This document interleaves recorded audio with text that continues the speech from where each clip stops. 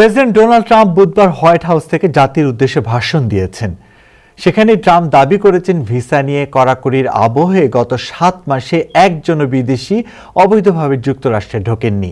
President তার 19 মিনিটের ভাষণে বলেন, আমাদের জাতি শক্তিশালী, আমেরিকা সম্মানিত এবং আমাদের দেশ আগের চেয়ে শক্তিশালী হয়ে উঠেছে। আমরা এমন একটি অর্থনৈতিক উচ্ছ্বাসের জন্য প্রস্তুত যা বিশ্ব কখনো দেখেনি।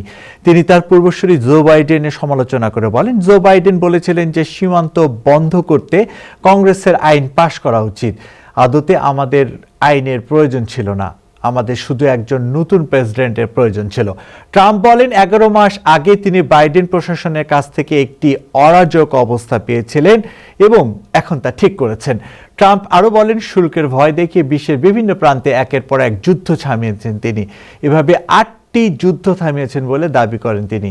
ট্রাম্প দাবি করেন, তিনি হোয়াইট হাউসে ফেরার পর কয়েক মাসের মধ্যে তারা সবচেয়ে খারাপ অবস্থান থেকে সেরা অবস্থায় চলে এসেছেন।